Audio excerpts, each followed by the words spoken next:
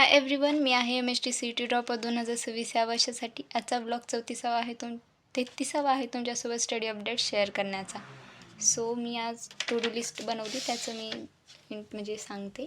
So मॅथमध्ये definite इंटिग्रेशनचं revision झालं आहे माझं. मी फॉर्म्युले रिवाईज केली आणि आता मला क्वेश्चन सॉल्व करायचे आहेत. आणि पेअर ऑफ स्ट्रेट लाईनचं मी काल रिव्हिजन केलेलं. सो आज मी त्याची PYQ सॉल्व केलेत. हे माझं टार्गेटचं बुक आहे. हे 2024चं एडिशन आहे. सो त्यामध्ये फक्त 2023पर्यंतच PYQs आहेत आणि बाकीचे मी माझ्या क्लासच्या बुकमधून केलेत. सो हे इथं मी सॉल्व केलेले एवढे आणि माझं रफ वर्क दाखवते मी तुम्हाला त्याचं. सो मी थोडेफार असे सॉल्व केले. काहीच इग्नोर द टाईम टेबल, कारण मी 4-5 दिवसाला बनवतेच आणि फॉलो थोडाच दिवस होता आणि मला थोडंसं लागले कारण मी तुम्हाला शेअर करते.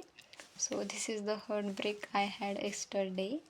सो मेरी म्हणजे माझी फेवरेट नेलपेंटची बॉटल होती, ती फुटली. ऑल्दो मी लावलेलं बट त्यानंतर लगेच फुटली आणि आता ते ओपन करताना परत मला लागलं.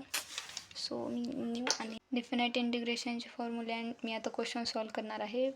पेअर ऑफ स्ट्रेट लाईनचे मी तुम्हाला जे मी सॉल्व केले थोडेफार रफमध्ये केलं आणि हे मी असं नोटबुकमध्ये लिहिते काही questions. So this is also done.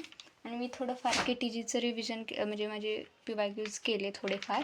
So fresh minded आहे हा चॅप्टर, लगेच म्हणून करून टाकले ते पण. About chemistry. सो मी आता थोड्या वेळाने करेन तेही कंप्लीट. आणि थर्मोडायनामिक्सच्या मी शॉर्ट नोट्स काढत होते. सो माझ्या नंतर लक्षात आलं एवढं लिहून की माझ्याकडे ऑलरेडी आहेत नोट्स काढलेल्या. सो माझा थोडासा टाईम त्यात गेला आणि हे थर्मोडायनामिक्सच्या माझ्या क्लासच्या नोट्स मी शॉर्ट नोट्स बनवत होते एका जागी यावं सगळं म्हणून. आणि हे मी म्हणजे आजचा हा माझा टाईम आहे, हा स्टडी अवर्स म्हणजे 6-7 तास माझं झालं आहे. बट तिथं मी जास्त काउंट नाही ठेवला कारण माझं थोडंफार क्लासच्या नोट्सही कंप्लीट करायच्या होत्या आणि ह्या आपल्या शॉर्ट नोट्स पण. सो हेच होतं आणि मी थोडं म्हणजे मी क्लासलाही गेलते. सो माझं कमीच झालेलं आहे आजचं आवर्स स्टडीचा.